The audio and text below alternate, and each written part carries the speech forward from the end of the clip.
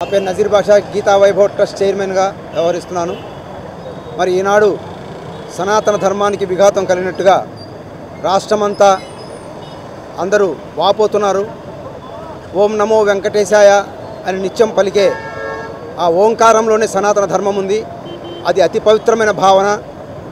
అంతటి భావనతో ఉన్నటువంటి కలియుగ దైవం శ్రీ వెంకటేశ్వర స్వామి గారి దర్శనం పోయి ప్రసాదం తినేవారికి అది ఒక పవిత్ర భావన. ఆ ప్రసాదాన్ని తీసుకొచ్చి నలుగురికి పంచుతారు. ఎంతో పవిత్రంగా కళ్ళకద్దుకొని తింటారు.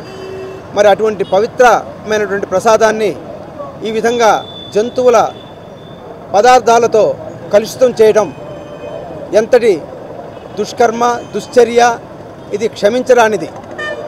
సనాతన ధర్మానికి ఎవరైతే విఘాతం కల్పిస్తారో వాళ్ళు తప్పక పశ్చాత్తాపడాలి. వాళ్ళని ప్రభుత్వ పరంగా వాళ్ళపై చర్యలు తీసుకోవాలని కూడా మన ఈ జనసేన నాయకులు మేము కోరుతున్నాం.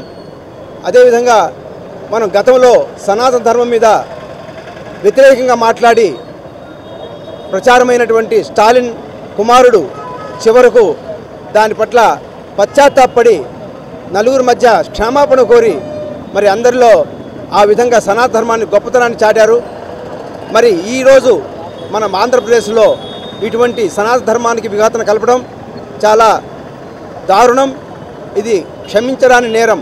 ఎందుకంటే సనాతన ధర్మమే భారతదేశానికి ఆయువు పట్టు.